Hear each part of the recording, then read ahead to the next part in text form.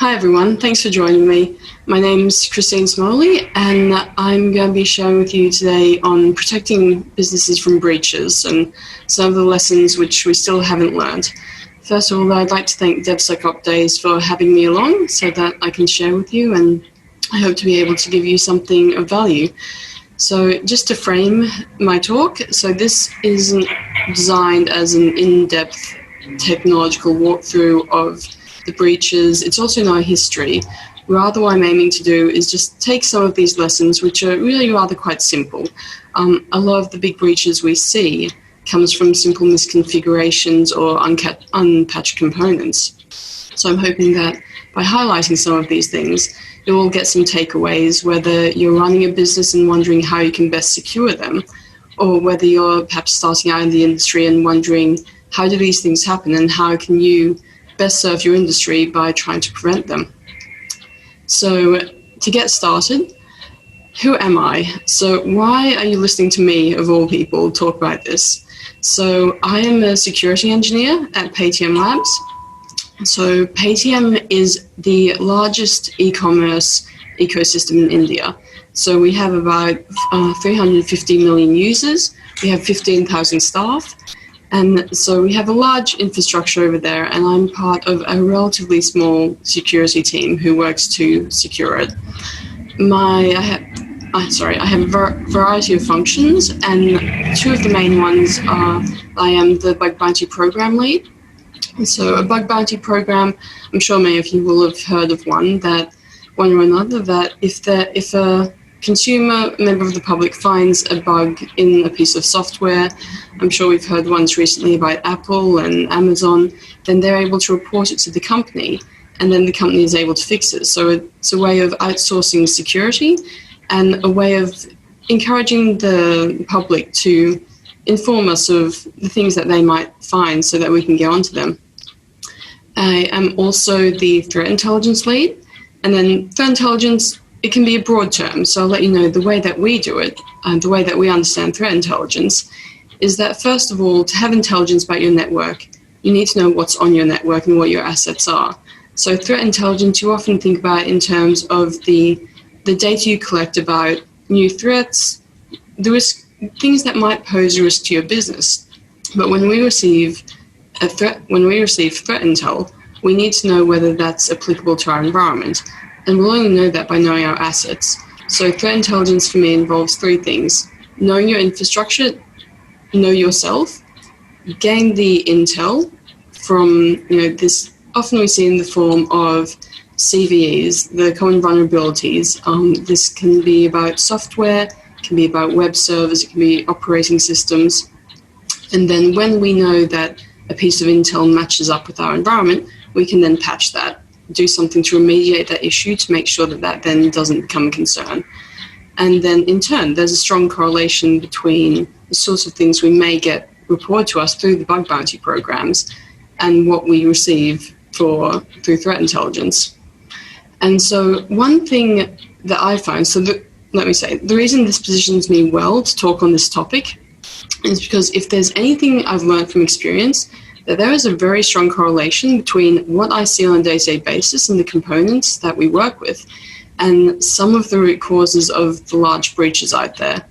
So often you'll hear about the known vulnerabilities, and in a little bit I'll talk about one that we just recently saw concern the Australian government actually, where the attackers exploited known vulnerabilities.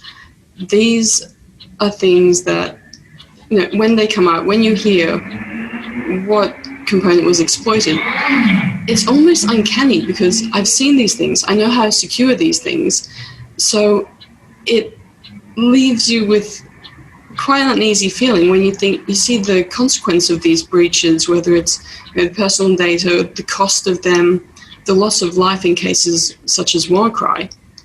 And you're aware that in some cases all you need to do was to update or to configure it. So in the case of publicly accessible servers, so that they weren't publicly accessible. So I've seen this correlation. I've seen the correlation between the bug bounty methodologies that people use and the techniques of adversaries. So often, once again, starting with knowing the assets, whether you're on a security team or whether you're working to attack a company, you'll need to know what there is, what is the network, what are the IP ranges, what software is there, and then source intel and identify the vulnerabilities. And so for any of you who do have a background in pen testing, you don't need to get far before you know that, first of all, you identify, let's say, the IP range. You then run a scan to identify what services are running. And then you can quite often just Google an exploit for the service that you find. And then the next step in the methodology is to maintain control. Once you know your assets, you secure it, you want to make sure you maintain that. And so that then, on my side, is patching the systems, remediating vulnerabilities, mitigating risk. But on a attacker side, that can then actually be a similar approach, but to maintain access. And I want to share it's almost an allegory about one story I heard from a podcast. Now, I hope, unfortunately, I searched high and low, but I couldn't find the specific one. If someone can remind me, please get in touch. But I remember a security consultant saying that wind farm had gone in touch with him to tell him that they believed their systems were compromised. So the consultant asks, well, what symptoms are you seeing? What makes you believe this? And they ran through a few things, but one of the indicators was that their systems were being updated, which seems quite peculiar. But as he investigated, sure enough, there was crypto mining malware on the system. But one of the things this malware would do is that would then patch the system, because that meant that the very vulnerability it used to get into the system could then not be used by someone else to come in and sort of get onto their turf, so to speak. And so the peculiarity about this is that the malware's patching was then more effective than what the wind farm had been able to roll out itself, because those of us in IT, change management, having a good patching program, it's simple but not always easy. So that said, as I talk about these issues, I recognize that often the fixes are quite simple, so upgrading or configuring a system to be private. But at the same time, the struggles of actually knowing your own network, having visibility, the larger it grows, the more difficult it becomes. And then when you have teams who believe they rely on the software and they don't want the downtime that it would require to upgrade their systems, this then becomes an issue. So I believe in this story there was a bit of back and forth with the IT team and the management. The IT team didn't want to afford the downtime to be able to patch the system. And so in this example, I remember hearing that actually the company said they were willing to accept the risk of having the crypto mining malware, which was just using CPU cycles. So it wasn't posing, in that sense, I mean, you don't want to be accepting malware on your system. But here they said, well, we don't mind them taking the resources of the CPU if it means that we have an adequate patching cycle. And so I see on one hand, like this, okay, a wind farm, it's a relatively small example, but similarities with larger companies. And so as I mentioned, I'm going to move on to talk about the one that we saw with the Australian government, because here, just as on the wind farm, they knew that they need to patch this issue to keep that turf. The attacker will often look for things that can be automated, easily found. And so even in terms of the Australian government issue that we've recently been facing, they're not often that complex. And so I'm going to talk about the recent the situation we're facing in Australia, and the fact that what they're facing, it's not a highly complex attack. In fact, it's been referred to as the copy-paste compromises, because the attacks that the attacker is using are open source, they're well known, and they're being used against known vulnerabilities in software. And so here we have what the Australian Signals Directorate has released to the public, the explanation. Now, it's quite wordy, it uses a lot of jargon there, but basically it can be broken down to say that the actor here is using public proof of concepts or public exploits against the networks of interest. So, and this has been done with the methodology that we've already covered, that first of all, it user scans to find the vulnerable services and the target of interest here. It then likely maintains a service and asset inventory, which, as I said, the first step is always know yourself or know your assets. And then the third step is that it's mapped known vulnerabilities to what it has found, what it has an inventory of, to know what the attack vector is. And so here we find, once again, the same approach being used. It's not complex. That here I pulled up the technologies that the attacker was able to utilize. And we have Citrix, we have Microsoft Internet Information Services, we have SharePoint, we have Telerik UI. So these are all, they're out there, you can Google them, you can Google how to exploit them, but you can also very easily go and download patches and updates to fix these issues. And so that's with any attack. We find that the version number might change, the vulnerable version number, but the approach to fixing it doesn't. It's basic cyber hygiene. And so here I also want to say, though, that we are focusing on the common vulnerabilities that we see in terms of misconfigurations and unpatched software.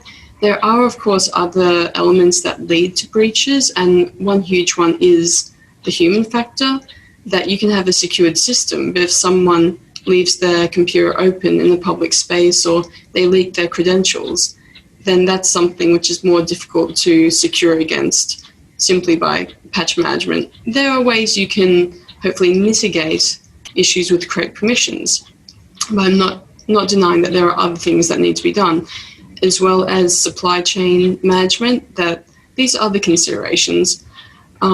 And also that, so the term, when I'm talking about the large breaches that we want to learn the lessons from, some of the examples I'll use, for example, the WannaCry. So that was a ransomware crypto worm specifically, but we're referring to these breaches in terms of large-scale examples that we can learn from. So to move on with the stage set, I might jump into the first example. So I want to go back to the WannaCry ransomware attack back in May 2017. So it's widely covered, but it's an interesting one and an exemplary one, because we find that once using a known vulnerability that there was a patch for. So this particular ransomware was based out of a attack believed to be developed by the NSA called Eternal Blue. This was then believed to be leaked, and a group called the Shadow Brokers then sold it online. And knowing that this had potentially been leaked, NSA warned Microsoft, and Microsoft were able to then patch this vulnerability. So Microsoft produced a patch in March, having been tipped off, and then in April, the Shadow Brokers put this out for public sale concerning Windows OS SMB1 vulnerability. And it was then in May that the ransomware spread. So this had given them 2 months to patch at this point. Yet there were vulnerable systems out there, and we saw catastrophic impact, where it shut down 80 NHS organisations, so the UK National Health Service, 20,000 cancelled appointments, and 5 hospitals diverting ambulances. So one thing that I sometimes hear when we do talk about cyber attacks, it's the thought that this is just data that can be recovered, but in situations such as this, and as we get into an era where more and more things are connected to the network, and in terms of healthcare, this can lead to loss of life. And so in this case, not only was this a very real consequence, but then also in terms of the business, we're looking at across the board about 400 billion in losses. And so to look at the vulnerability itself, so the SMB1 vulnerability, so what could have been done? So once again, the patch had been released, it could be installed quite easily. Another thing is just simply disabling SMB v1 and only supporting SMB v2, so version 2 or version 3 on the network, just having that service disabled. You could also restrict inbound SMB. So we know what we're talking about and try and keep this accessible. So SMB is the server message block. And it's a network file sharing service which Microsoft uses. And so you can restrict that incoming to a machine or a network by blocking that on the firewall, or you can close the inbound SMB, which runs on port 446. So there's plenty of things that can be done, and any of those could potentially have saved the server losses that we saw. So moving on, another well-known one is the Capital One breach, which happened in March 2019. So this one, perhaps it's a little bit more technical, but it utilized what's called a server-side request forgery. And what made that possible was a misconfigured open source mod security web application firewall. So the web application firewall, it's designed to protect, in this instance, the Amazon Web Services, the server, but instead of protecting it, it served as a pivot point for the intruder, where the intruder was able to trick this firewall into relaying a request to the backend resources. So we have the diagram here, which is from mod security, how it functions. So the request from the network, from the web, was able to reach the firewall and then trick it into querying the metadata service, the server on the back end. And then a metadata service on AWS will then provide credentials. It's supposed to provide credentials to authorized individuals, so they have permissions to access resources. But in this case, it was able to provide credentials to the attacker to give them access. And in this case, that access involved 40,000 social security numbers, Canadian social security numbers, 1 million social insurance numbers, and then details of about 80,000 bank accounts. And so this was clearly not information which a public attacker should have the permissions to access, but it was because of this misconfigured firewall that it was then able to query the service to get the credentials required to access this data. And the estimated cost of this, they're saying, is somewhere between $300 million and $500 million. So once again, if that firewall had been configured correctly, then this could have been avoided. The next breach I want to look at is the Accenture cloud leak. And once again, very simple, that they had 4 cloud-based storage servers which were publicly available. Now, these storage servers are called S3 buckets. They're servers on Amazon where you can store your data. And at times, you might want an S3 bucket to be public. There is that functionality. That I'll give you an example, that if you're running a website and you want to store the images that you use on that website, not locally, but you want to keep that all together on one particular server that can then be queried so the website can pull from that. You might want the S3 bucket, this server which is hosting the images, you want that public because you want these websites to be able to use this imagery and to have access to it so that it can be hosted there, but then requested to be used on another website. In that case, if it's just images and branding material, that's fine for that S3 bucket to be public. But in other cases, and in the case of Accenture, they had information about their internal network, they had 40,000 passwords and client information stored in the S3 bucket. And the only thing that they would have needed to do to keep that secure, and which they certainly did after it was discovered, is change it from being a public bucket to a private bucket. And so what can we learn from this, and how can we do better? So in the case where we're just talking about 4 buckets, it seems quite easy that, yes, you can go in there, change the configuration. Something that a lot of companies face is when they have thousands of servers, thousands of S3 storage buckets potentially. How do you go and make sure all of them are secure?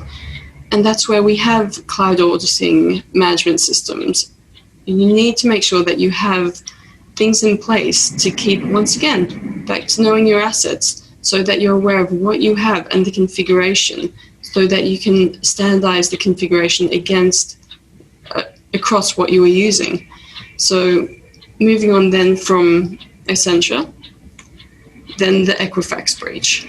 And so this is one which impacted 143 million consumers. It concerned credit information. The settlement alone was 700 million, and it's been estimated that the cost of this was, from Equifax, they said they've spent about $1.6 billion on security following this. The fix to this, the way of avoiding this 700 million settlement, would have been a simple upgrade. And so they were using a unpatched web component called Apache Struts. And once again, we saw a fix was provided in March and the breach occurred in May. So there were 2 months during which they could have upgraded and avoid this. So the vulnerability itself, so Apache Struts was using a parser, and a parser is that when you put in commands, when a server is processing text, that's called parsing. And if text is being passed to it, say commands, some form of input, then you want to make sure that that input is validated, that that input doesn't contain anything suspicious, that then might run an unintended command on the back end on the server. But in this case, the parser had incorrect exception handling and error message generation during file upload attempts. And then this allowed remote attackers to execute commands. So I would be able to pass commands to the server because when those were passed, those were not being handled adequately. And so having gone through some of those, we see a distinct pattern that between misconfigurations and upgrades, some very, very simple solutions, and how, what can we take away from this? So first of all, once again, know yourself, know your assets, have asset management in place. A few of these were on the cloud, so have cloud auditing in place, have configuration management. So a lot of these, if you build them into your network, you're not then going around chasing fires and trying to put fires out, because hopefully your baseline is secure. And the next is threat intelligence.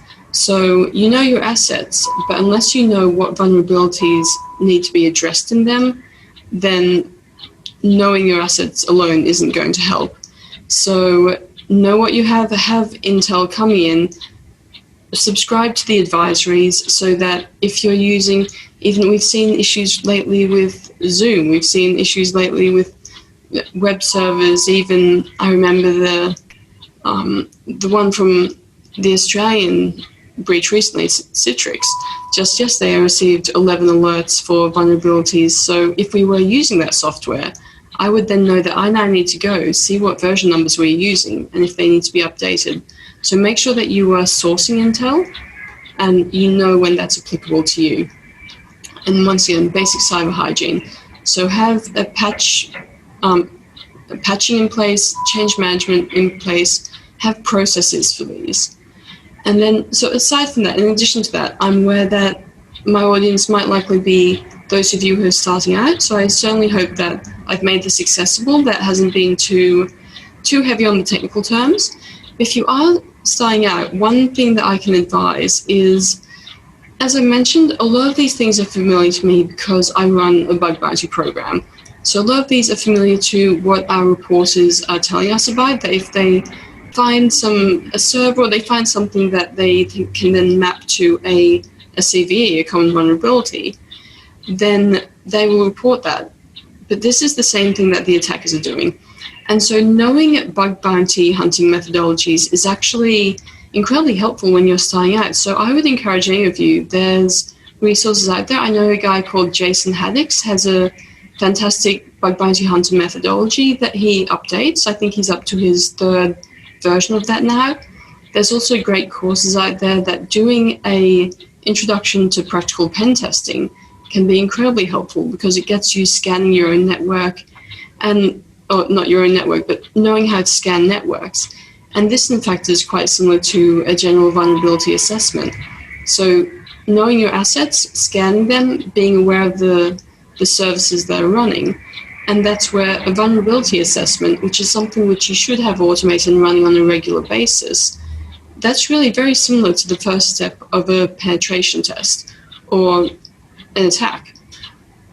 So that's for any of you starting out, I would strongly advise to look into that. I know, so a guy called Heath Adams has a fantastic course out there on practical pen testing. Now, on the other side of the spectrum, I know there's likely a lot of business owners out there wondering that, okay, so what do I have to do to make sure that I'm not next?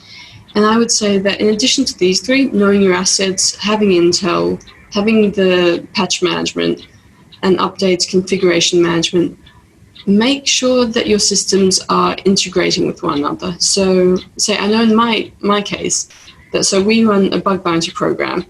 If we have a finding on a bug bounty program, we don't assume that's the only one. We then question, well, where else might this be applicable? We then make sure that anything that gets reported to us, we then take that as intel, which we then integrate into our systems. So we have our vulnerability assessment.